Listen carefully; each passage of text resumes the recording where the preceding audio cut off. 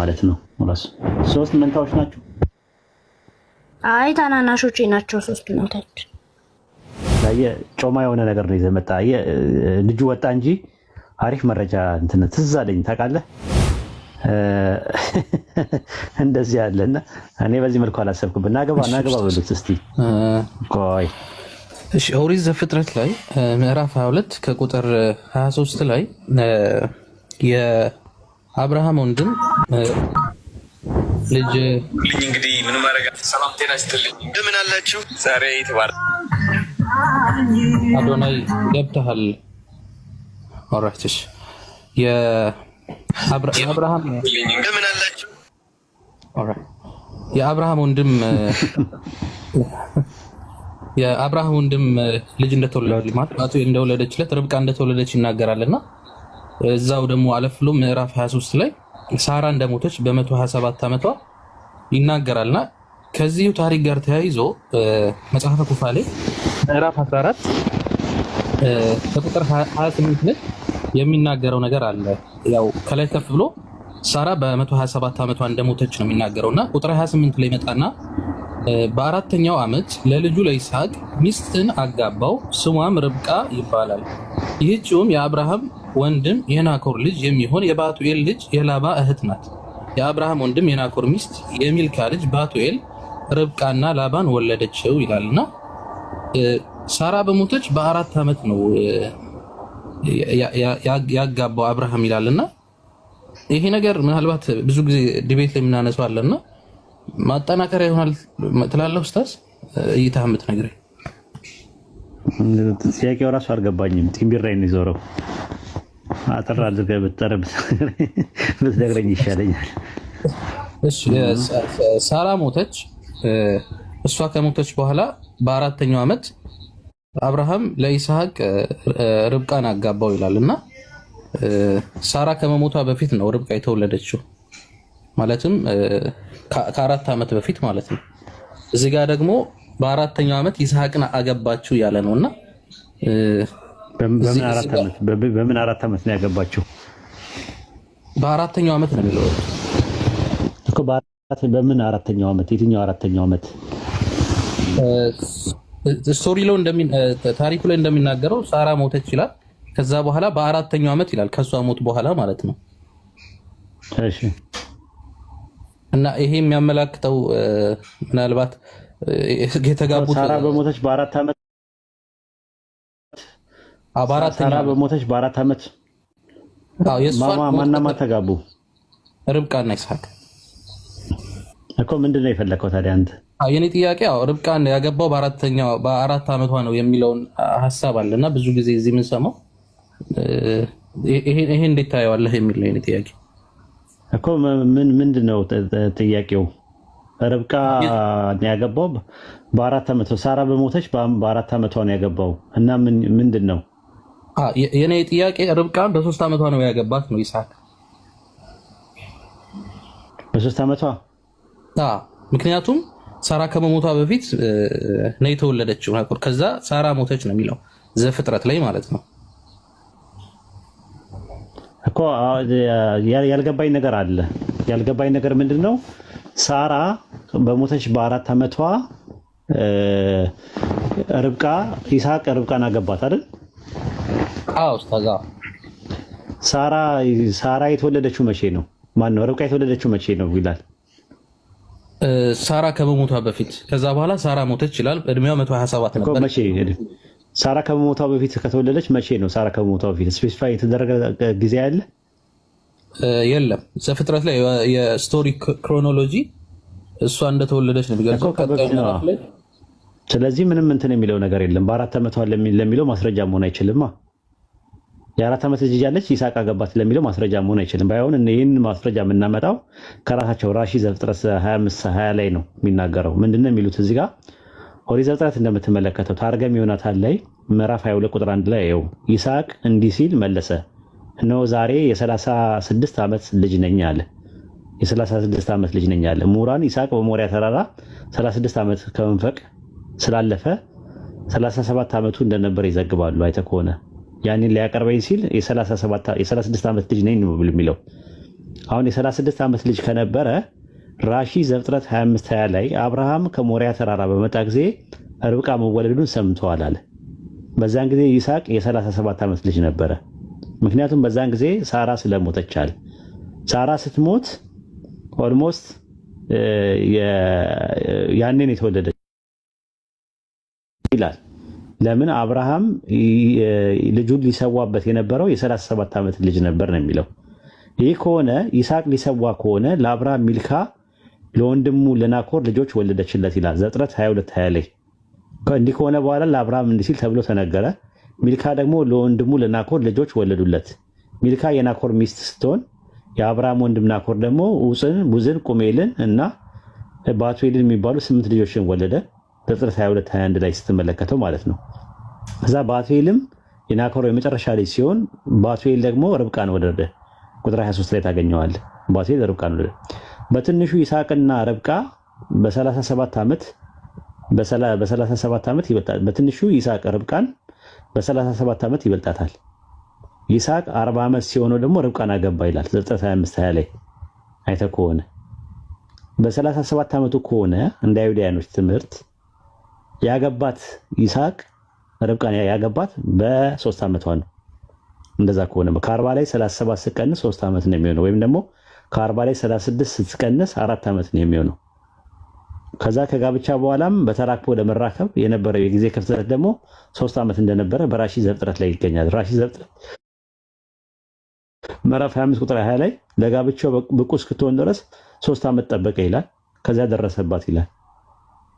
ዛት ሚንስ በ7 ዓመቷ ነው የደረሰባት ራሱ ማለት ነው። በ4 ዓመቷ ተጋባች፣ 7 ዓመት ሲሞላት ደረሰባት። ይህንን ነው የሚያሳየው ማለት ነው። ከዛ በኋላ ዘፍጥረት 25:21 ላይ ይስሐቅም ለሚስቱ ወደ ያህዌ ጸለየ፣ መካን ነበረችና ያህዌ ተለመነው፣ ርብቃም ሚስቱም ጸነሰች ይላል። በ7 ዓመቷ ነው የደረሰባት ወይም ተራክበው ያደረጉት ማለት ነው። ይሄን ነው የማውቀው። አሁን ምንድነው አርጊመንት ስታመጣ ሳራ ከመሞቷ በፊት ርብቃ የተወለደችበትን ጊዜ ስፔሲፋይ ባይብልና መጽሐፍ ኩፋሌ ላይ ብታገኝ ኖሮ ስፔሲፋይ ማድረግ ትችላለህ ማለት ነው ራሱ ማለት ነው። ወይም እንደዚህ ማምጣት ትችላለህ። በቀላል ላስረዳ አለ ሀቢቢ አለ ኡስታዝ እያዳመጥኩ ነው አለ። ኦኬ ይስሐቅ እንትን ተጠቅሷል እዚህ ጋር ሳራ ዘፍጥረት ላይ ሳራ ስትሞት ርብቃ ተወለደች ይላል። ኖ ኩፋሌው ላይ ሳራ የሞተችበትን እንትኑን ይናገራል እና ምናልባት እሱ እንትን ካላ አይዶ ነው እኮ ሳራ ስትሞት በሞተች በ4 ዓመቱ ርብቃ ተወለደች አይደል? ኖ እዚህኛው ላይ ምንድነው የሚለው ኩፋሌ ላይ ሳራ ትሞታለች። ከሞተች በኋላ ሳራ በ4ኛው ዓመት ርብቃና ይስሐቅ እንደተጋቡ ነው የሚያሳየው። ኦኬ ሳራ በሞተች በ4 ዓመቱ ከተጋቡ አሁን መያዝ ያለብህ ይስሐቅ እናቱ ስትሞት የስንት ዓመት ሰው ነበረ በባይብል ወይ በኩፋሌ?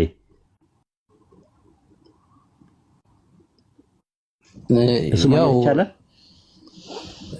አይ ቲንክ እንትና 90 ዓመቱ ነበር ማለት እንትን መጦ እንትን በሚለው ሰዓት 90 ዓመቱ ነበር ይላል። እንደገና ደግሞ አቆጣጠር አለ ኡስታዝ፣ እኔ ስለማላውቀው ነው።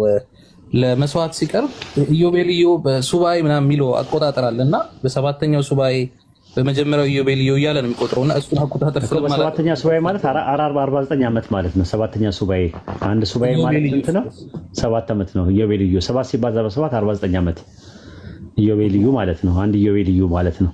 አሁን እሱ አይደለም ነጥቡ። አሁን የፈለኩት ምንድነው ይስሐቅ እናቱ ስትሞት የስንት ዓመት ሰው ነበረ? እሱን ካገኘኸው የተጋቡት ደግሞ 4 ዓመት ከሆነ ማወቅ ትችላለህ የስንት ዓመት ሰው ነበረ።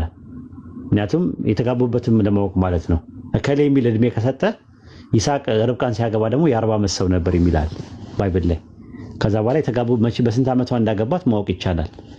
አሁን አንተ በምታመጣበት አርጊመንት ማለት ነው። ይስሐቅ ሲያገባት በስንት ዓመት ነው ያገባት? በስንት ዓመቱ ነው ያገባት እንደ ባይብል? ዘፍጥረት ምዕራፍ 25 አይደለም። ይስሐቅ 40 ዓመት ሲሆነው ርብቃን አገባ ይላል ዘፍጥረት 25:20 ላይ። ይስሐቅ 40 ዓመት ሲሆነው ርብቃን አገባ። ስለዚህ በ40 ዓመቱ ነው ያገባት። በ40 ዓመቱ ነው ያገባት። ሳራ ስትሞት ይስሐቅ የስንት ዓመት ሰው የነበረ መሆኑን ካወቅ ማወቅ ይቻላል። እሱ ነው ማወቅ ያልተቻለው። እሱ አሁን ባይብል ላይ የለም፣ ኩፋሌ ላይ የለም። ያለው ቤት ላይ ነው፣ እንትን ላይ ነው ያለው። ይሄ ራሺ ላይ ነው ያለው። ራሺ ዘፍጥረት ላይ ስትመለከተው እንደዛ ነው የሚለው፣ ራሺ ላይ ማለት ነው። ታርገም ዮናታ ላይ ደግሞ ዘፍጥረት ምዕራፍ 22 ቁጥር 1 ላይ እንደዛ ነው የሚለው። ይስሐቅም እንዲህ ሲል መለሰ፣ ነው ዛሬ የ36 ዓመት ልጅ ነኝ ይላል። የ36 ዓመት ልጅ ነኝ ይላል። የ36 ዓመት ልጅ ነኝ ካለ ራሺ ዘፍጥረት 22 ላይ ደግሞ ሳራ ስትሞት ይስሐቅ የ37 ዓመት ልጅ ነበር ይላል። የ37 ዓመት ያዝልኝ። የ37 ሳራ ስትሞት 37 ያስክ ይዛለው 37 ሆነ። 37 ዓመት ሆነ ማለት ነው። ከዛ በኋላ ደግሞ ሳራ ማን ነው? ሳራ ከሞተች በኋላ በ4 ዓመታቸው ከተጋቡ የስንት ዓመት ሰው ነው የሚሆነው? ያ ኦልሞስት 31 37 ላይ 4 ስትጨምር ስንት ነው የሚሆነው? 31 ነው የሚመጣው። 36 ነው የሚለው እዚህ ጋር 36 እናቱ ስትሞት በዛን ጊዜ የ30 ኦልሞስት መንፈቅ ስለሆነ 36 ወደ 37 ነው የሚቆጠረው። 36 ብላ ያዘው 36 ነው። ሳራ ስትሞት የ36 ዓመት ሰው ነው ይላል። 36 እና 4 ስንት ይሆናል? 40 ይሆናል ማለት ነው። ስለዚህ ሳራ ርብቃ የተወለደችው ሳራ በሞተች በ4 ዓመቱ ከሆነ ስለዚህ እሷን ሲያገባት የስንት ዓመት ሆና ነው ያገባት? which means 3-4 ዓመት ማለት ነው። በ37 ዓመት ከሆነ ሳራ ስትሞት 37 ሆነ። ያ ርብቃን ሲያገባት ያ ከተወለደች በኋላ 3-4 ልጅ ነው። የ4 ዓመት ልጅ ነው ማለት ነው። ሲጋቡ ማለት ነው 3 ዓመት ጠበቃት ማለት ነው። ለአቅመ ሐዋ እስክትደርስ እስከምታነጠንጥ ድረስ ጠበቃትና ስታነጠንጥ አገባት ማለት ደረሰባት ማለት ነው። 3 ዓመት ሲጨመርበት ላዩ ላይ ምናልባት 2 ታይም ፍሬሞች ልስጥህና ምናልባት እሱ እንትን ካለን እዚህ ኩፋሌ ላይ ምዕራፍ 14 አንደኛ ይስሐቅ ለመስዋዕት የቀረበበትን ጊዜና እንትና ሳራ የሞተችበትን ዘመኑ ይጠቅሰዋል። ምናልባት ይስሐቅ የሞተበት የሚለው በዚህ ኢዮቤልዩ በ7ኛው ሱባኤ በመጀመሪያው ዓመት በመጀመሪያ ወር እንደዚህ ሆነ ብሎ ይቀጥላል። ያው ታሪኩን እየገለጸ ወደታች ሆነ ብሎ ይቀጥላል። መስዋዕት ሊያደርገው ይዞት እንደወጣ ምናምን ይናገራልና ወደታች ደግሞ ስንወርድ አይ ቲንክ ቁጥር 22 ላይ መሰለኝ ቁጥር 22 ላይ ደግሞ ምን ይላል? በዚህ ኢዮቤልዩ በ3ኛው ሱባኤ በሚቆጠር በመጀመሪያው ዓመት ሳራ በህይወት የኖረችበት ዘመን ተፈጸመ፣ በኬብሮን ሞተች ይላል። እስቲ እናየዋለን፣ እናጠናዋለን። እኔ አሁን በኩፋሌን ይዤ አላየሁትም። ምዕራፍ ስንት ነው ኩፋሌ? 14 አያዋለሁ፣ አጠናዋለሁ ኢንሻአላህ። አዲስም ስለሆነ አዲስ እውቀት ነው ማለት ነው። አያውና እንትን እለዋለሁ፣ አነጻጽረዋለሁ። ኡስታዝ እዚህ ጋር አንድ ጥያቄ እንጠይቅ። ጠይቅ። እንትን እስኪ የ3 ኢዮቤልዩ የ1 ሱባኤና የ1 ዓመት ሰው ስንት ማለት ነው? ርብቃ ስትሞት እድሜዋ እንደዚህ ኢዮቤልዩ ማለት 1 ኢዮቤልዩ 49 ዓመት ነው የሚመስለኝ ራሱ። ምክንያቱም ኢዮቤልዩ ማለት 50ኛ ዓመት ማለት ነው። 50ኛ ዓመት እሱ ነው የማውቀው እኔ። እዚህ ያስረዳል። ሳራ በሞተች ጊዜ 27 ዓመቷ ነበር ብሎ 127 ነበር ብሎ 127 ስንት እንደሆነ አብራርቶ አስቀምጦታል። ላይክ 2 ኢዮቤልዩ 4 ሱባኤ እና 1 ዓመት ብሎ ነው ያስቀምጠው። ምን ላይ ነው እኔ ጋር የሚለው? 3 ኢዮቤልዩ ነው። ቆይ እስኪ አንዴ ቀበራት መጽሐፍ ኩፋሌ ምዕራፍ 25 ቁጥር 32 ላይ በዚያችም ሌሊት የ3 ኢዮቤልዩ የ1 ሱባኤና የ1 ዓመት ሰው የነበረችው ርብቃ ሞተች ይላል። እዚህ ቁጥር 26 ምን ይላል? ምዕራፍ 14 ላይ ከዚህ በኋላ እጥፍነት ባላት ዋሻ ሬሳዋ ቀበረ። ሳራ በህይወት የኖረችበት መላ ዘመኗ 127ም ሆነ። እነዚህም 2 ኢዮቤልዩ 4 ሱባኤና 1 ዓመት ናቸው አለ። እነዚህ ሲደመሩ 49 እና 49 98፣ 4 ሱባኤ ማለት 28 ማለት ነው። 1 ዓመት ሲደመር 29 98 እና 29 100 አይ ቲንክ 27 ነው የሚመጣው። which means ኢዮቤልዩ አንድ ኢዮቤልዩ ያው አንድ ጁብሊ ማለት በእንግሊዝኛ ጁብሊ የምንለው ወይም ዮቬል የምንለው በዕብራይስጥ 50 ዓመት ነው የሚሆነው ኢዮቤልዩ ማለት ነው በእንትን ማለት ነው። እና 7 ጊዜ 7 ሲሆን ሰባቲክ የሆነ ይርስ የሚባሉት እንደዛ ናቸው። 7 ሲባዛ በ7 49 ነው 50 ዓመት ነው የሚባለው። ስለዚህ አንድ ኢዮቤልዩ ነው ያለው እዛ ላይ አሁን ያየው በላይ ቁጥር 26 ላይ የሚለው 2 ኢዮቤልዩ ነው የሚለው which means 49 እና 49 ዓመት ማለት ነው። 98 ዓመት በላይ ያዘ 100 ዓመት በላይ ያዘ። እሺ ቀጥል። ከዛ 4 ሱባኤ 4 ሱባኤ ማለት ጀስት አንድ ሱባኤ 7 ነው። 7 ሲባዛ በ7 14 28 128 ይሆናል። 129 ያ 129 ነው። ግን ያው ሱባኤው 49 ከመጣ ነው 127 የሚሆነው። ምክንያቱም 127 ስንት ዓመት ይላል እዛው ላይ ቁጥሩ የቁጥሩ መጠን እድሜዋ 127 ነው ይልና ከዛ ይሄ 127 ማለት አለና 2 ኢዮቤልዩ 4 ሱባኤና 1 ዓመት ናቸው አለ። ስለዚህ ምን ታረጋለህ? 49 እና 49 ስንት ይሆናል? 98 ይሆናል አይደል? 98 ላይ አንድ ስንት ነው ያለ? አንድ ሱባኤ ነው ያለ ነው 4 ሱባኤ which means 28 ማለት ነው። 28 ስታደርገው ስንት ይሆናል? 28 ሲሆን 126 ይሆናል። ከዛ 1 ዓመት አለ which means 127 ሊሆን ይችላል። አዎ ልክ ናቸው። ኤኒዌይስ ጨርሻለሁ ነው ጀዛከላህ ወያከላ ያው እንትን ነው ኩፋሌ ላይ አብዛኛውን ነገሮች እኔ እንትን ነው ያው ስለማይቀበሏቸው አብዛኛውን ፐርሰንት ብዙ በዛ ዙሪያ ላይ እንትን አልኩም። ግን አንዳንድ ነገሮች ይጠቀማሉ ሰዎች እንትን ሲሉ ኮሜንት ሲያደርጉ ማለት ነው። በነገራችን ላይ ታክሲ ስቶር ርብቃ የወለደችበትንም ዘመንም ያስቀምጣል። ኦርቶዶክስ ከዛ በኋላ እንትን ማለት አይችልም። በጋብቻ ዙሪያ ላይ ምንም ጥያቄ ማንሳት አይችሉም። ራሱ ኢንሻአላህ ስፔች ታደርጋለህ። እሺ ኡስታዝ ጀዛከላህ ለውረድ በቃ ነው ጥያቄ አለኝ።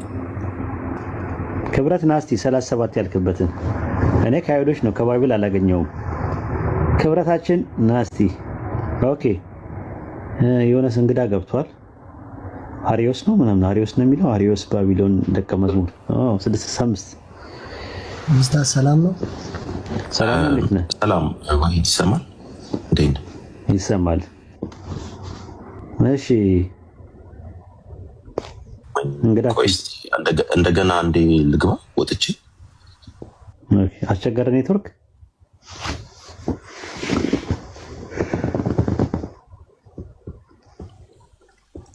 እስቲ ይሰማል? እንዴ አሁን ያንተም ይሰማኛል?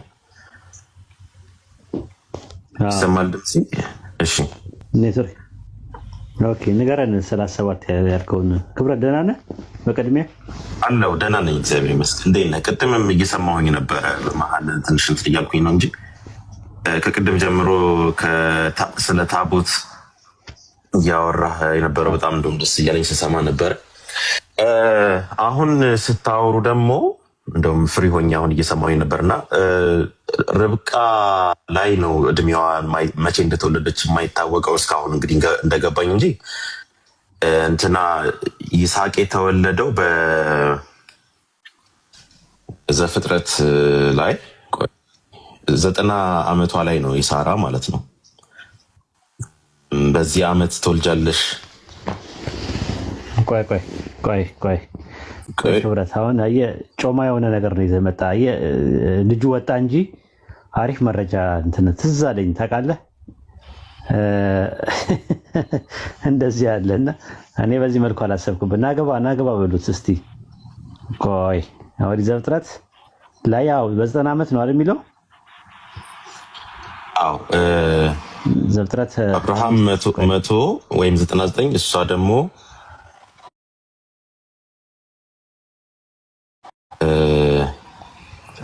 የስንት ዓመት ነበረች? 90 ወይ 91 ነው የሚሆነው። እሱን ለማረጋገጥ እያወጣሁኝ ነው። 20 ማለት ነው 19 ላይ ነው።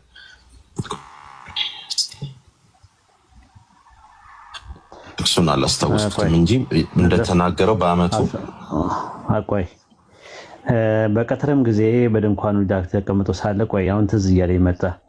አብርሃም ላሞቹ እነሱ ሚስት ሳራ ወዴት ናት አሉት። እርሱም የዛሬ ዓመት እንደ ዛሬ ወደ አንተ ሳራም ልጅ ታገኛለች። ሳራም በድንኳኗ በስተኋላ ሳቀች።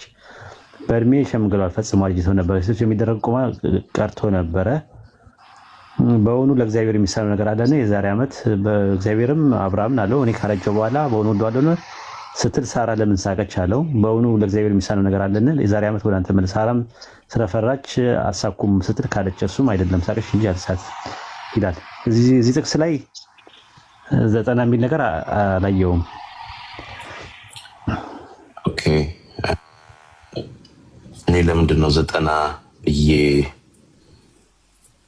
አብርሃም ነው 99 የነበረው 17 አንድ ላይ ከሆነ እዛው እስቲ ዘፍጥረት 17 ነው። እስቲ እኔ እኮ አጥቼው ነው እዛው አካባቢ ይናገራል።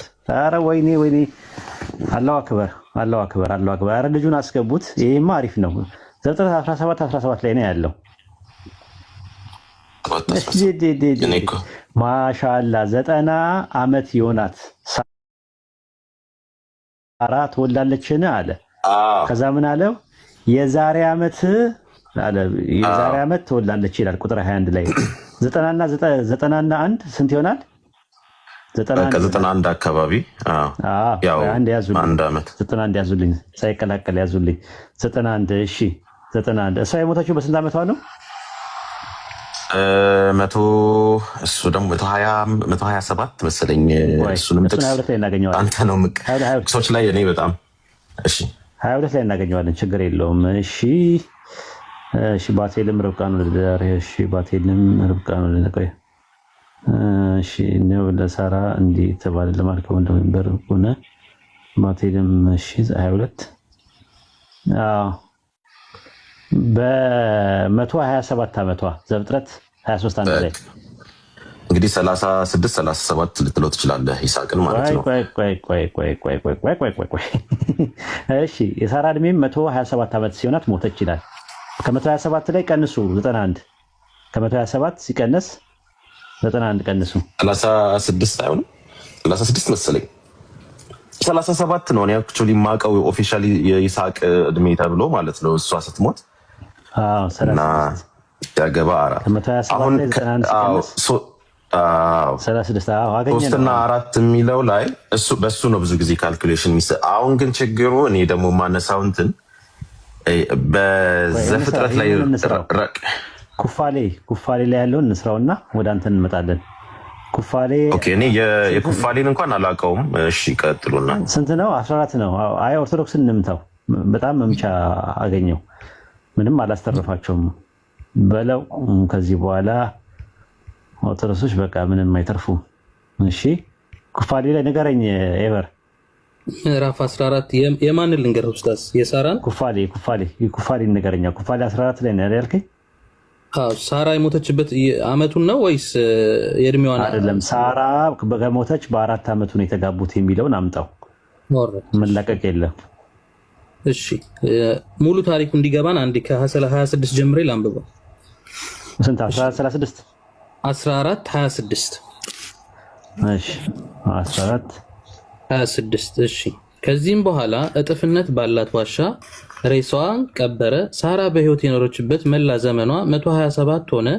እነዚህም በሁለት ኢዮቤልዩ 4 ሱባኤና 1 ዓመት ናቸው። ሳራ በሕይወት የኖረችበት ዘመኖቿ ቀን ይህ ነው። አብርሃም በተፈተነበት ጊዜ የታመነ ልቦናው የታገሰ ሆኖ የተገኘበት ይህ የመከራ አሳር ነው። ለእርሱ ይሰጣት ዘንድ ከእርሱም በኋላ ለልጆቹ ይሰጥ ዘንድ እግዚአብሔር ስለ ከነዓን የነገረውን ነገር እምቢ አላለም። በዚያ ሬሳውን ይቀብር ዘንድ ቦታውንም ለመነ። የታመነ የሚታገስ ሆኖ ተገኝቷልና በሰማይ ጽላት የእግዚአብሔር ወዳጅ ተብሎ ተጻፈ። በ4ኛው ዓመት ለልጁ ለይስሐቅ ሚስትን አጋባው፣ ስሟም ርብቃ ይባላል።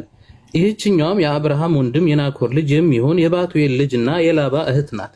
የአብርሃም ወንድም የናኮር ሚስት የሚልካ ልጅ ባቱኤልም ርብቃን ላባን ወለዳቸው ይላል። ከዚያ በኋላ ወቀበረው አብርሃም በተፈተነበት ታመነ ነበሩ መከራ 10 ዓመት። እሺ በ4ኛው ዓመትም ለልጁ ለይስሐቅ ሚስት በ4ኛው ዓመት አብርሃም በተፈተነበት የታመነና ልቦናው የታገሰ ሆኖ የተገኘ ይህ መከራ 10 ነው። ለእርሱም ይሰጣት ዘንድ ከሱ በኋላ ለልጁ ይሰጣት ዘንድ እግዚአብሔር ከነዓንን የነገረው እምቢ አላለም። በዛ ሬሳውን ይቀብር ዘንድ ቦታ ለመነው። ታመነ የሚታገስ ተገኝቷልና በሰማይ ጽላት የእግዚአብሔር ወዳጅ ተባለ። በ4ኛው ዓመት አሁን እዚህ ጋር ነው እንትን የምትለው በአራተኛው ዓመትም ለልጁ ለይስሐቅ ሚስት አጋባው፣ ስሟንም ርብቃ አለው። ይችም የአብርሃም ልጅ ምናምን እያለ ይናገራል። አሁን ፖይንቱ የምታመጣው ምንድን ነው? ሳራ በሞተች በአራተኛው ዓመት ምን ብሏል? አግብቷታል። ይስሐቅን ዳረለት ማለት ነው። ዳረለት። አሁን ምንድን ነው የምታደርገው? እሱ የ37 ዓመት ከሆነው ከ37 ላይ ስንት ትቀንሳለህ? ከ37 ላይ ስንት ትጀምራለህ? 4 36 ነው የሚለው። ከ127 ላይ 91 ስትቀንስ 36 ይሆናል። ከ36 ላይ 4 ስትደምርበት ስንት ይሆናል? 40 ይሆናል። ያገባት በስንት ዓመቱ ነው ይላል?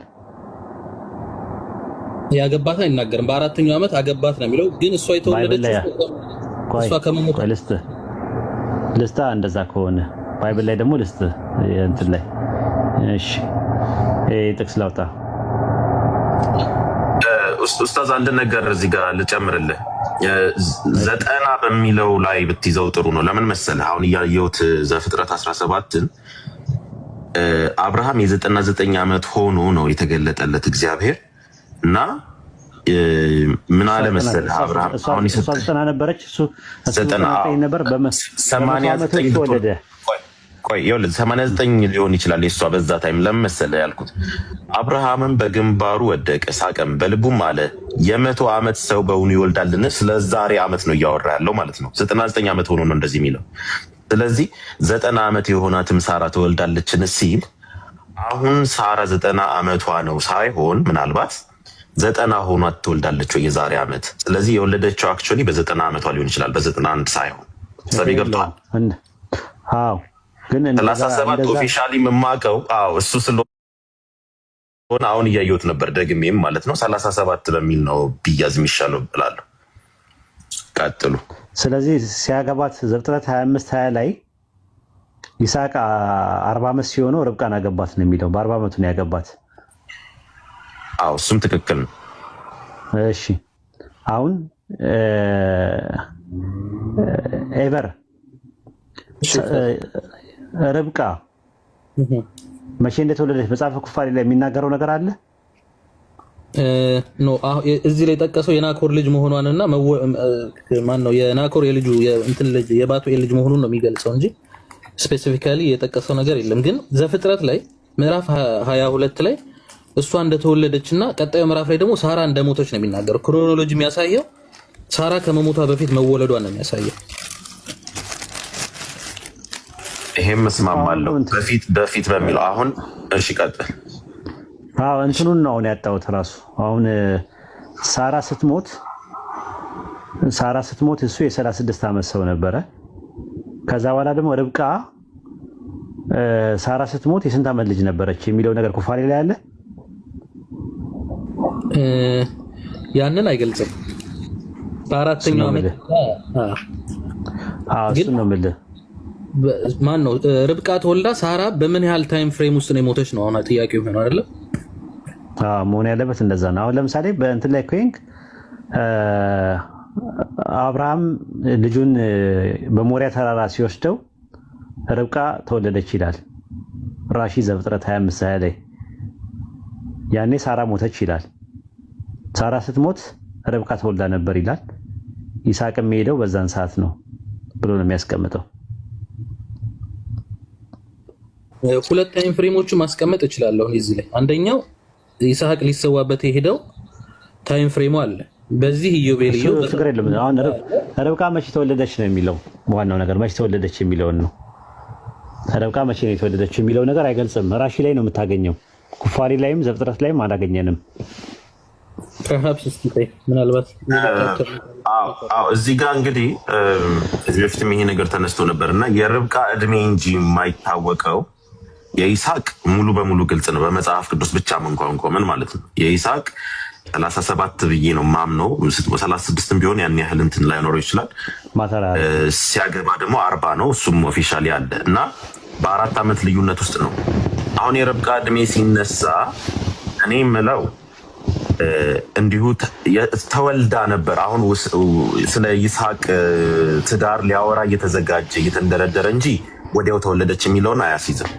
ማለትም ልክ እንትና ስትሞት ማለች ሳራ ስትሞት ተወለደች የሚለው ራሺ ላይ ነው ያለው እንጂ ባይብል ላይም ኩፋሌ ላይም የለም ነው ነጥቡ።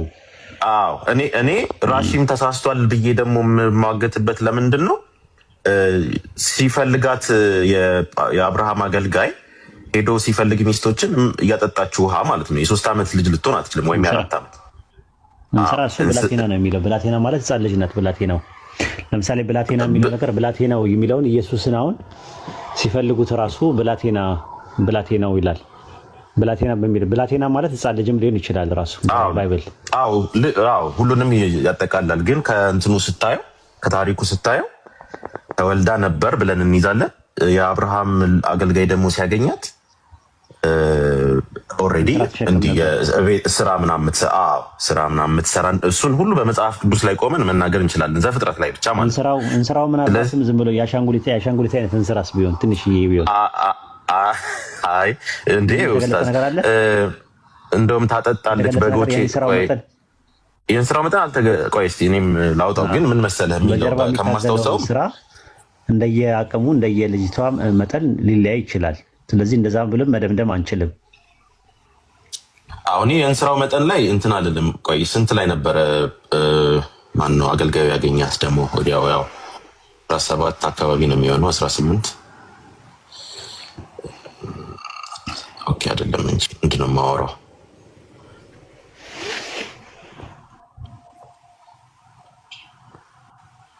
ኦኬ ምን ይላል? 24 14 ላይ ውሃ ጠጣ ዘንድ እንስራሽን አዘንቢ የምላት እርሷም አንተ ጠጣ ግመሎችህም ደግሞ ጠጣለሁ የምትለኝ ቆንጆ እርሷ ለባሪያህ ለይስሐቅ ያዘጋጃት ትሁን፣ በዚህም ለጌታዬም ምሕረት እንዳደረግ ካውቃለሁ። ይህንም መናገሩን ሳይፈጽም ነው ሚልካ የወለደችው የባቱኤል ልጅ ርብቃ እንስራዋን በጫንቃዋ ተሸክማ መጣች። ሚልካም የአብርሃም ልጅ የናኮር ሚስት ተመልሳም ወጣች። ሎሌውም ሊገናኛት ሮጠና ከእንስራሽ ጥቂት ውሃ ጠጥጭኝ ዘንድ ለምን? እሺ ውሃ ቀድታለች በእንስራዋ፣ እሱንም እንያዝ። እርሷም ጌታዬ ሆይ ጠጣ አለችው። ፈጥና ስራዋን በእጇ አውርዳ አጠጣችው። እርሱንም ካጠጣች በኋላ ለግመሎችህ ደግሞ ሁሉም እስኪረኩ ድረስ ውሃ ቀዳለው አለች። አሁን ይሄ እንግዲህ በተጻፈው ብቻ ከሄድን ምንድነው ውሃዋ ኖርማል የምትቀዳ ይመስላል። ይሄ መጠን ነው ብዬ አልናገርም። አሁን ግን የአሻንጉሊት አይነት አይደለም። ፈጥናም ስራ ማጠጫ ውስጥ ገለበጠችው። አብዛኛውን ከራሺ አንጻር ራሺ ዘፍጥረትን ባስቀመጠበት አንጻር ነው እየሄድን ያለ ነው እንጂ ባይብል ላይ በግልጽ የተቀመጠ ነገር የለውም። የጋብቻ እድሜም በዚህ እድሜ ነው የሚባልም ነገር የለውም። ስለዚህ እኛ የፈለግነው ነገር ምንድን ነው? አይሻ ላይ ለሚነሳው ጥያቄ ነው። አይሻ ላይ በ6 ዓመቷ ነው የተዳረችው የሚል ነገር አለን። በ9 ዓመት ልጅ እሷም ራሷ ብላለች፣ የወር አበባ አይ ነበር የ9 ዓመት ልጅ ሆኜ ብላለች። ከዛ አንጻር ነው እኛ የምናየው ሐዲስም ማለት ነው፣ ሐዲሳችን የምናየው ማለት ነው። የጋብቻ አንድ ሰው ማግባት የሚችለው አንድ ሴት ለአቅመ ሐዋ ስትደርስ ነው። ለአቅመ ሐዋ ደግሞ ለመድረስ የወር አበባ ንዑስ ምልክት እንጂ አብይ ምልክት አይደለም። አብይ ምልክት ፈሳሽ ነገር አላት። ያ ነገር ስታመነጭ ምልክቶች አሉ በሳይንስ ማለት ነው። አንድ ሴት ልጅ ለአቅመ ጋብቻ የደረሰች ሴት ስትሆን ብልቷና ብብቷ አካባቢ ላይ ፀጉር ማብቀል፣ ጡቷ የሚያቆጠቁጠው ነገር፣ ዳሌዋና ጭኗ ደግሞ የሚያነጣንጠው ነገር ላይ ሲታያ ምልክቶች ያኔ ምን ይባላሉ? ተጻቦ ማየት ጀምራለች ማለት ነው። ሴት ልጅ ተራክቦ ለማድረግ ዝግጁ ናት። ግን ተራክቦ ለማድረግ ዝግጁ ሆና ተጻቦ ወይም ደግሞ በእንግሊዝኛ ቫጂናል ሉብሪኬሽን የሚባለው ፈሳሽ ማየት ከጀመረች በኋላ ግን የወር አበባ ሳታይ ለረጅም ጊዜ ልትቆይ ትችላለች። የወር አበባ ለምንድን ነው የሚጠቅመው? ጽንስ ነው። እንቁላሉ ስፐርም ሴሉን ሲያገኝ ጽንስ መሆን ይችላል። ስለዚህ አንድ ሴት ልጅ ለአቅመ ሐዋ ደርሳ ለ5 ለ6 ዓመት የምትቆይበት ጊዜ አለ። ፔሪድ ሳታይ ማለት ነው፣ የወር አበባ ሳታይ ማለት ነው። ስለዚህ አንድ ሴት ልጅ የወር አበባ ከማየቷ በፊት ማግባት ትችላለች። በኢስላም የሚታየው የወር አበባ አይደለም። የሚታየው በኢስላም የሚታየው ምንድን ነው? በዋነኝነት አብይ ምልክት የሚባለው ተጻቦ የሚባለው ነገር ነው። ይሄ ነው ትምህርታችን የኛ። አዎ እሱ ራሱን የቻለ ደግሞ ርዕስ ነው።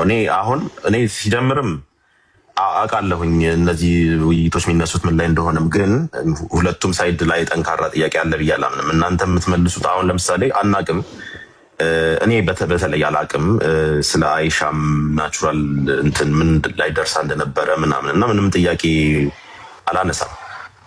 ያን ያህል ጠንካራም ጥያቄ ነው ብዬ አላምንም ከክርስቲያኑም ሳይድ ሲነሳ። እንዲሁም እንትን ፐርሰናሊቲ ላይ ከሆነ በስተቀር እና ደግሞ ሱና ነው ሲባል የደረሰች ናት። በቃ የደረሰች ከሆነ በዚህ እድሜ ብቻ ተግባ ሳይሆን በዚህ እድሜም ትሆን ምንም ትሆን የደረሰች ታግባ ከተባለ በቂ መልስ ተሰጥቷል ብዬ አምናለሁ። ለሱ መልስ የርብቃም ይሆናል ብዬ አላምንም። ርብቃ ራሱ በ3 ዓመት አገባች ቢባል ራሱ ማለት ነው። ነገር ግን ከመጽሐፍ ቅዱስ የምናገኘው የርብቃ እድሜ አይታወቅም ነው። ራሺ ደግሞ 3 ዓመት ካለ ከዚህ በፊትም ይሄን ነገር ሰምቻ 3 ዓመት የሚለው አሳማኝ አይደለም በምልበት ደግሞ እድሜዋ ስለተነገረ ሳይሆን ከተግባሮቿ ካደረገችው ማለት ነው። ሁለቱም በየርዕሱ ተይዞ ቢወያዩት መልስ አለው ብዬ አምናለሁ። ከልህና ከእንትን ከወጣን ማለት ነው። ሌላ አንድ ልልህ ነበረ ረሳሁት። እሺ ኤኒዌይ እንደዛ ነው ማለት ነው። ሱረቱ ኒሳ ምዕራፍ 4 ቁጥር 6 ላይ የወራሱ የቲሞችን ጋብቻ እስኪደርሱ ድረስ ፈትኗቸው ነው የሚለው። ጋብቻ እስኪደርሱ ድረስ ነው የሚለው። ጋብቻ ኢዛ ነው የሚለው አረብኛ። ኢዛ ማለት ጊዜ ማለት ነው የሚያመለክተው እዛ ጋር ማለት ነው። እስኪደርሱ ድረስ ጋብቻ እስኪደርሱ ድረስ በለጉ ነው የሚለው። በለጉ ማለት ለጋብቻ ነው ራሱ። በለገ ከሚለው ነው ለጋብቻ በሰለ ነው ራሱ። በለገ ለምሳሌ ለጋብቻ በሰለች ነው። ባሊግ ማለት ራሱ ለጋብቻ መብሰል ነው ራሱ። ባሊግ ማለት ራሱ አቅመ ጋብቻ ፑበርቲ ነው ምናምን የሚሉት በእንግሊዝኛ ላይ እሱ ነው። አሁን በሱና ሲታይ እንግዲህ ምንድን ነው እናንተ ብላችሁ አሁን ለምሳሌ ነብዩ መሐመድ ያደረጓቸው ነገሮች ሁሉም ነገር እንደ ሱና ይወሰዳል አይደለ? የአይሻ ጋብቻ ላይ እንዴት ነው ሱናው የሚተረጎመው? እድሜዋ 6 ነው በሚለው ነው ወይም 9 ነው በሚለው ነው ወይስ ደርሳለች በሚል ነው የምትተረጉሙት? እዛ ላይ ኮን 9 ዓመት ነው የደረሰችው። በ9 ዓመት ነው የደረሰችው ማለት ነው። ኢህቲላም አይታለች። ኢህቲላም ታውቃለህ? በኢስላም ቫጂናል ሊብሪኬሽን የሚባለው ነገር ተጻበው ከረፔዛዊ ፈሳሽ ማለት ነው። ከረፔዛ ማለት ደርሳለች ነው። አዎ በቃ እሱ ነው መልሱ ብዬ ነው ማለት ነው። የኛ እንትን ነው እንደዛ ነው። እሷም ብላለች 9 ዓመት ላይ አንድ ሴት ልጅ በ9 ዓመቴ ደርሻለሁ ብላለች። ራሷን ባለቤቷ ከሁሉም በላይ ማለት ነው ደርሳለች። እንደዛ ሁለተኛ ነገር ደግሞ በጣም ምንድነው እናቴ በጣም ትቀልበኝ ነበረ ማለት በጣም ታበላኝ ስለነበረ ሰውነቴ በጣም ትልቅ ነበረ እና እንደውም ከትልቅነቷ የተነሳ አንድ ጊዜ ሩጫ ሮጠው ራሱ ረሱል ሰለላሁ ዐለይሂ ወሰለም አሸነፏት። በሩጫ ቀድሞ ማለት ነውና አሸነፍኩሽ ብለው እንትን አሏት፣ የሆነ ቀለዷት ማለት ነው። ከዛ ያው ወፍራም እንደነበረች ምናምን ይነገራል እና ከዛ አንፃርም ነው የሚታየው። ያ በራሱ ችግር የለውም። ግን አንድ ሴት ልጅ በኢስላም ማግባት ያለባት ለአቅመ ሐዋ ከደረሰች ማግባት ትችላለች። ለአቅመ ሐዋ ስትደርስ ደግሞ ምልክቱ የራሱ ይሆናል። ራሱ ቫጂናል ሉብሪኬሽን የሚባለው ነገር መኖር አለበት። ኢህቲላም ይባላል በኢስላም። ኢህቲላም ሰምተህ ከሆነ ማለት ነው።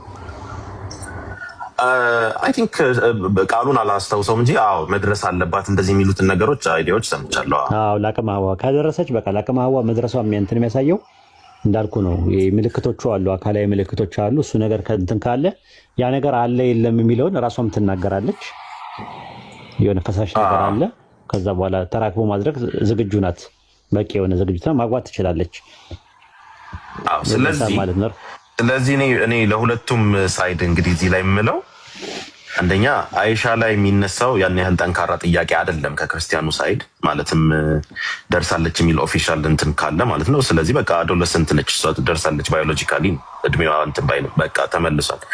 ከእናንተ ሳይድ ደግሞ ለሚለው ኮሜንት ምንድነው የርብቃም መልስ አይሆንም ማለት ርብቃ ራሱ 3 ብትሆን ማለት ነው ለመሰለ ኖርማሊ የኛ መጽሐፍ እኮ አይደለም ሲጀመር ጀምሮ ራሺ በዛ ላይ በዘፍጥረት ላይ ባስቀመጠው ነገር ነው እኛ እየሞገትን ያለው እንጂ አንድ ሰው ራሺን አልቀበልም ካለ እንትን አትልም እኮ አትጨቃጨቅም።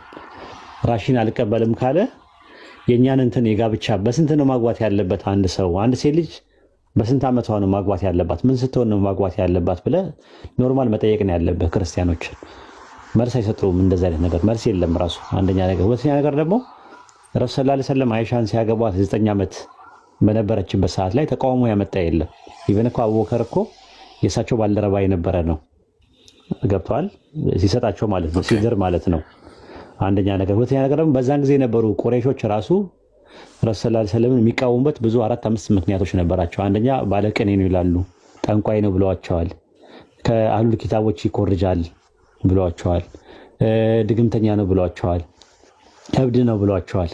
ግን በጋብቻ ጉዳይ ላይ ይሄ አላግባብ የሆነ ጋብቻ ለአቅመ ሐዋ ያልደረሰች ሴት እንትን ብለዋል ምናምን ብለው ክስ አላቀረቡ። ኢቭን ሙስተርሺቅ ታውቃለህ? ሙስተርሺቅ የሚባሉት በእኛ ሙስተርሺቅ የሚባሉት ኦሪየንታሊስቶች ይባላሉ። የመካከለኛው ምስራቅ ጥንተ ነገር የሚያጠኑ እስከ ሚድ 90 ሴንቸሪ ድረስ አንድ ቀንም ይህን ነገር አንስተው ታያውቁ። ሙስተርሺቆች ማለት ሙስተርሺቅ ማለት መካከለኛው ምስራቅ ጥንተ ነገር የሚያጠኑት ወይም ኦሪየንታሊስቶች የሚባሉት ማለት ነው። ኦሪየንታሊስቶች አንድ ቀንም አንስተው አያውቁም። እነሱ በተለያየ ነገር ላይ ሲተቹ በጣም ታያቸዋለህ ለረጅም ዓመት። ነገር ግን በዚህ ዙሪያ ላይ አንድ ሰው አንስተው አያውቅም። ይሄ ጥያቄ የመጣው አሁን የፖስት ሞደርን ጄኔሬሽን በኋላ ላይ ነው የመጣው። ራሱ የድህረ ዘመናዊ ዘመን የሚባለው ራሱ ማለት ክላሲካል ኤጅ አለ፣ ሚድል ኤጅ አለ፣ ከዛ በኋላ ሪፎርሚንግ ኤጅ አለ፣ ከዛ በኋላ ሞደርን ኤጅ አለ፣ ፖስት ሞደርን ጄኔሬሽን አለ። ስለዚህ አሁን ክላሲካል ላይ የነበረውን የጋብቻ ትራዲሽን ላይ ያለውን ፖስት ሞደርን ኢራ ላይ የነበረውን ፖስት ሞደርን ጄኔሬሽን ላይ የነበረውን ስታንዳርድ ወስዶ መመዘን ማለት ምን ይባላል? ሂስቶሪካል ፋላሲ ይባላል።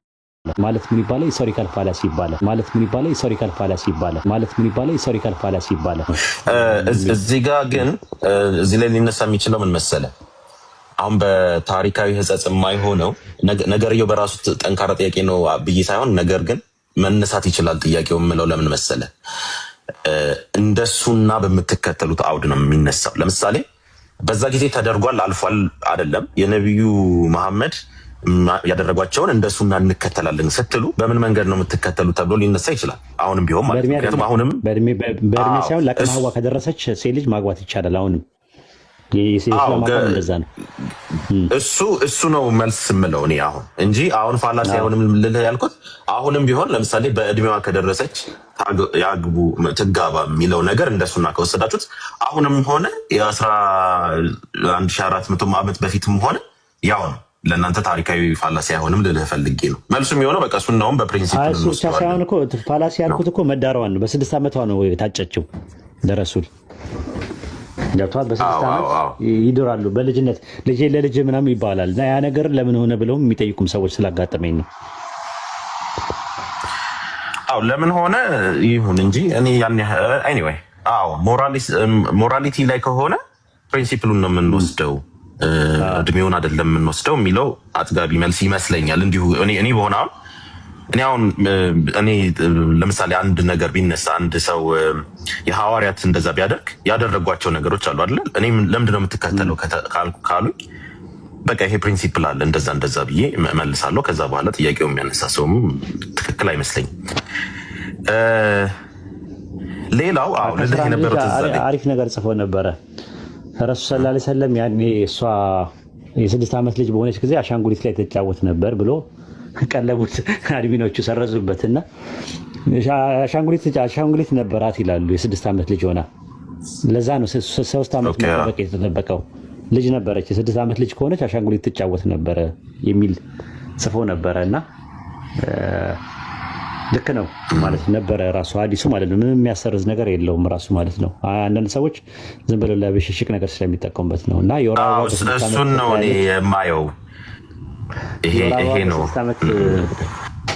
የወር አበባ በ6 ዓመት ልጅ ታያለች ብለን አናምንም እኛም ራሱ። ግን እውነታው ምንድነው? 6 ዓመት ልጅ ላይ ያለች ልጅ ስለነበረች 9 ዓመት እስከምደርስና ለአቅመ ሐዋ እስከደረስ ድረስ ተጠብቆ ነበር ነው ፖይንቱ። በቃ እና 9ም ራሱ ለጋብቻ የምትሉት በመድረስ ላይ ነው እንጂ ቁጥሩ ላይ አይደለም ነው አይደል?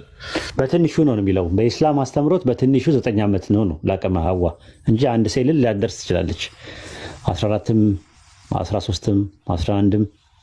እኔ ማቃቸው ሴቶች አሁን አለ የቴ ልጆች በ10 ዓመትና በ11 ዓመት አይተዋል። የወር አበባ አዩ ተብሎ ተነግሯል። ለምሳሌ ማቀው አንዴ ደግሞ ያየሁት ደግሞ 15 ዓመት ድረስ የወር አበባ ያላየች ልጅ አለች። ግን በደንብ በስነስርዓት እንደዚህ ሰውነቷን ስታየው ምናምን እንትን ነው፣ ግን በቃ ጤነኛ አይደለም ተብሎ ሐኪም ቤት ሁላ ተወስዳ፣ ነገር ግን እንትን ነው አንዳንዴ ይዘገያል ተብሎ ነው መልስ የተሰጠው። እንዲህ አይነት ነገር አለ። ከሰው ወደ ሰው ከሴት ወደ ሴት ይለያያል። ስለዚህ ያ ነው ያለው ነገር። ኢንሻአላህ ለዛሬ አይበቃንም። ኡስታዝ ማታ ላይ ማሂ እመጣለሁ ጥያቄ ጠይቃለሁ ምናምን ብላ የዋሽታ ሆነች። ርብቃ የተወለደችበትን ጊዜ ባይብል ላይና ኩፋሌ ላይ አላገኘውም። ሳይንቲፊካሊ በሆነ መንገድ ባዮሎጂካል በሆነ መልኩ መልስ መስጠትም ይቻላል ነው የኛ መልስ። በቂ የሆነ መልስ እንሰጣለን፣ ግን ለንጽጽር ያክል አንዳንዴ እንደዚህ አይነት ነገሮች ይመጣሉ ከሚለው አንጻር ነው። ኢንሻአላህ ርብቃ በስንት ዓመቷ ተወለደች የሚለውን ነገር ቢብሊካሊ የሆነ ኤቪደንስ ካለ ጥናት እናጠናለን። ያው ማናቃቸው ብዙ ነገሮች ስላሉ ማለት ነው። ኢንሻአላህ ሉጣኔ ኢንሻአላህ እኔም ቼክ አደርጋለሁ ከቻልኩ። ዛክላ ኦኬ ማሂን እናስተናግድና እኔም ልውጣ። ይሄን ይመስላል። ኡስታዝ አንተን ትንሽ እናቴን ስላመሞት ዱአ አድርጉልኝ። በቃ እኔም ልውጣ። ኢንሻአላህ አላህ አፍ ያድርጋት። ስንት ዓመትሽ ነው አንቺ ትንሿ? እኔ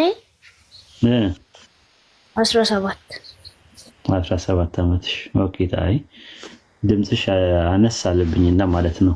ራሱ 3 መንታዎች ናቸው? አይ ታናናሾቼ ናቸው 3 መንታዎች።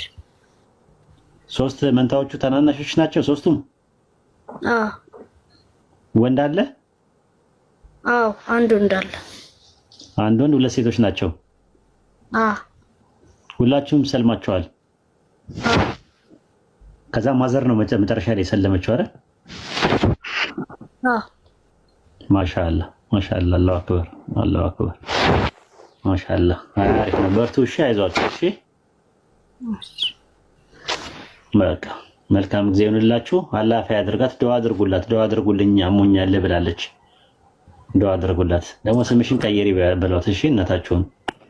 እሺ አቃተኝ ተው ልኑርበት እያለች ነው። ማን ነው የሚወተውታት? ሌላ ስም ሌላ ፕሮፋይል ታደርግ። እሺ ማሻአላህ። አይ ካፊር እያለች አቃት ነበር እናታችሁን በቪዲዮ በምናምን ተወጣ ነበርና እናንተ ሰለሙ በጣም ደስ ብሏት ነበር። እንኳን ሰለሙ ምናምን ምትልናት ለመጀመሪያ ጊዜ እሷን ነበር ያየሁትና መጨረሻ ላይ በቃ ቀለበት ውስጥ ሰውን ገባች ማለት ነው። ማሻአላህ ተባረካል። እሺ ማሂ እናውራ ወይስ የሚመች ቦታ አይደለም ያለሽው? እኔም በቃ እንትን እላለሁ። ኡስታዝዬ ሰላም፣ እንዴት ናችሁ? የሚመች ቦታ አይደለሁም። እንግዶች ሌላ ቀን አውራ። አመሰግናለሁ። ችግር የለም ሌላ ቀን ይችላል። ግድ አይደለም ዛሬ ራሱ እንጀራ። አሰላሙ አለይኩም ወራህመቱላሂ ወበረካቱ። ወአለይኩም ሰላም ወራህመቱላሂ ወበረካቱ። እኔ እንኳን የገባሁት እንግዲህ ረባሹ ነው ከሆነ አላውቅም። ይሄ አዶናይ የሚል ከቅድም ጀምሮ አንዳንድ ይልካልና የምንፈልገው እንደሆነ አይታወቅም ብዬ ካላወቃችሁት ብዬ አይ እንትን አለ እኮ። እሺ እናስገባው። ዊልዳንን የራሴ ስለሆነች ዊልዳንን ላውርዳትና ላስገባው። አይ ገብቶ ነበር የሆነ ጫጫታ ውስጥ ሲገባ ነው የወረደው። አልነበርኩም። አይ እንደው ሲጽፍ ስላየሁት ነው። መሀል ላይ እያወራን እያለ መሀል ላይ ጥልቅ ብሎ ገባ። በዛ ላይ ጫጫታ አለበት የነበረበት ቦታ ላይ፣ ለዛ ነው። ሰላም እንዴት ናችሁ? ሰላም አዶናይ ነኝ። እንግዲህ ቲክቶክ ላይ ታቁኝ ይሆናል። ዛሬ የተባረከ ቀን ነው። ተመስገን። በጣም ደስ ብሎኛል። ይቅርታ አድርጉልኝ። እንግዲህ ምን ማድረግ ማን ያፈርደው? ራሱ ገብተዋል። ኡስታዝ የሚያደርገውን እሱ እኮ አይደለም የሚያወራው።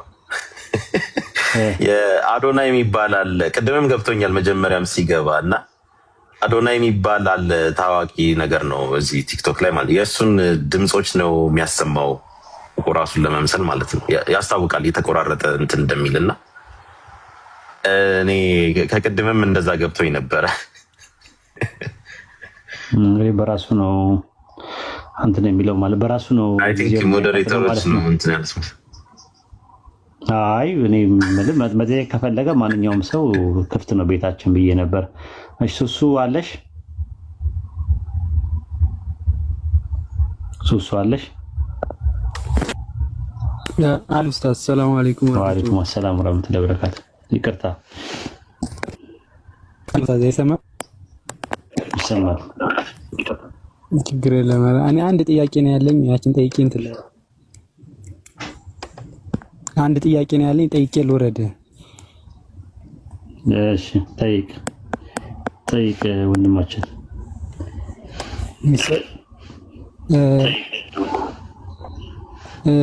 አይሁዶች ኡዘይርን የአላህ ልጅ ነው ይላሉ በሚለው ላይ እና አሁን ያሉት አይሁዶች እንደዛ ብለው ያስባሉ የሚለውን ነው አንድ የሆነ ቪዲዮ ላይ አይቄና ግራ ገብቶኝ ነው። ኡዘይር የአላህ ልጅ ነው የሚሉት መዲና ላይ የነበሩ አይሁዶች ናቸው እንደዛ ሲሉ የነበሩት እንጂ ሁሉንም ነገር አይደለም። ራሱ ሱረቱ ተውባ ምዕራፍ 9 ቁጥር 30 ላይ ያለውን ጥቅስ ከሆነ ማለት ነው። እና ኢማሙ አጣባሪ ኢብኑ አባስን ሪዋያ ይዘው በሐዲስ ላይ ሲናገሩ ምንድነው ያሉት? ወደ አላህ መልእክተኛ ሰላም ኢብኑ ሚሽከም ምናምን የሚባሉ አይሁዳኖች መተው እንዲህ አሉ፣ አንተ ቂብላችንን የተውከው እና ኡዘይር የአላህ ልጅ ነው የማትለው ስለምንድን ነው? እንዴት ስንከተላለን አሉ ይላል። ያን ጊዜ ነው አላህ ይህን የቁርአን አንቀጽ ያወረደው ማለት ነው። አይሁድ ኡዘይር የአላህ ልጅ ነው አለች፣ ክርስቲያን አልመሲህ አለች፣ በአፎቻቸው የሚናገሩት ቃላታቸው ነው ብሎ ይላል። በወቅቱ ቁርአን በወረደበት ሰዓት ላይ የሚናገሩትን ንግግር አጠቃላይ አይሁዶችን ይወክላል የሚል አይደለም ቁርአን ክሌም ያደረገው። ለምሳሌ ሱረቱ አሊ ኢምራን ምዕራፍ 3 ቁጥር 181 ላይ ተመልከተው። የነዚያ አላህ ደሃ ነው እኛ ግን ከበርቴዎችን ያሉትን ሰዎች ቃል ኪዳን አላህ በእርግጥ ሰማ። ያን ያሉትን ነቢያትን ያለ ሕግ በመግደላቸው በእርግጥ እንጽፋታለን፣ የእሳት ስቃይ ቀመሱ እንላቸዋለን አለ። አሁን አላህ ደሃ ነው ያሉት እነማን ናቸው ስትል አጠቃላይ አይሁዶች እንደዛ ብለው ያምናሉ ማለት አይደለም። በወቅቱ የነበሩት ረሱል ሰለላሁ ዐለይሂ ወሰለም ጋር መጥተው አላህ ደሃ ነው እኛ ከበርቴዎች ነን ያሉት በዛን ጊዜ የነበሩ ናቸው። ሱረቱ አሊ ኢምራን ምዕራፍ 3 ቁጥር 183 ላይም እንደዛ ነው። እነዚያ ለማንኛውም መልእክተኛ እሳት የምትበላ የሆነ ቁርባን እስከሚያመጣልን ድረስ ላናምን አላህ ወደኛ አዟል ያሉ ናቸዋል። ግን ሁሉም አይደለም፣ አይሁዶች እንደዛ አይደለም። በወቅቱ የነበሩ አይሁዶች ያሉትን ነው። ሱረቱ በቀራ ምዕራፍ 2 ቁጥር 80 ላይም እንደዛ ነው። እሳት የተቆጠሩ ቀኖች እንጂ አትነካንም አሉ ይላል። አላህ ዘንድ ኪዳን ያዛችሁን? ይህ ከሆነ አላህ ኪዳኑን አያፈርስም። በእውነት በአላህ ላይ የማታውቁትን ትናገራላችሁ እንበላቸው ይላል። እሳት የተቆጠሩ ቀኖች አትነካንም ያሉት አጠቃላይ አይሁዶች እንደዛ ብለዋል እያለ አይደለም። አንድ ጊዜ ይህንን ሙግት ሳቀርብለት አንዱ ክርስቲያን ምን አለ? ዮሐንስ ወንጌል ምዕራፍ 12 ቁጥር 34 ላይ ያለውን ጥቅስ ጠቀስኩለት። የአይሁድ ህዝቦቹ ምን አሉ? እኛ ክርስቶስ ለዘላለም እንዲኖር ከህጉ ሰምተናል። አንተ የሰው ልጅ ራሱን ከፍ እንዴት ታደርጋለህ ትላለህ አለ። አሁን አይሁዶች በአይሁዳኖች እምነት ክርስቶስ ለዘላለም እንዲኖር ከህጉ ሰምተናል ሲሉ በወቅቱ የነበሩት አይሁዶች ናቸው እንደዛ የሚሉት ወይስ በአይሁዳኖች ትምህርት ክርስቶስ ለዘላለም እንዲኖር ህጉ መጽሐፍ ላይ ተጽፏል ብለው ያምናሉ ወይ ብለን ስንል እንደዛ የሚል ነገር የለም። በወቅቱ ኢየሱስ በነበረበት ሰዓት ላይ የነበሩ አይሁዶች ይህንን ተናገሩ። ያ ማለት ግን አጠቃላይ አይሁዶች ክርስቶስ ለዘላለም ነው የሚኖረው አይሞትም የሚል ትምህርት አላቸው የሚል ትምህርት የላቸው። ስለዚህ እነሱ ያሉት በወቅቱ የነበሩትን ያሉትን ይዘን አይሁዳኖችን እንደዛ ብለውን የሚያስተምሩት ብለን ሀስት ጀነራላይዜሽን እንደማናደርገው ሁሉ ቁርአን ላይም በሱረቱ ተውባ ምዕራፍ 9 ቁጥር 30 እና 31 ላይ ኡዘይር የአላህ ልጅ ነው ሲሉ አጠቃላይ አይሁዶች እንደዛ ነው የሚል እምነት አይደለም ያለን። ለዛ ነው የተለያየ መድብለ እውቀቶች በወቅቱ የነበሩ መዲና ላይ የነበሩ አይሁዳኖች ኡዘይር የአላህ ልጅ ነው ብለው ይሉ እንደነበረ የሚያሳዩ የተለያየ መድብለ እውቀቶች መረጃዎች አሉ ማለት ነው። በአሁኑ ሰዓት ላይ ኢንሳይክሎፒዲያ ጁዳይካ ወይም ደግሞ የአይሁዳኖች መድብለ እውቀት ላይ መመልከት ትችላላችሁ ማለት ነው። በኡዘይር ወይም ደግሞ በእዝራ ላይ ማለት ነው። እዝራ የአምላክ ልጅ ነው ብሎ ሞግተው እንደነበረ ይናገራል ማለት ነው። ይሄ ይመስላል ባጭሩ ሱሱ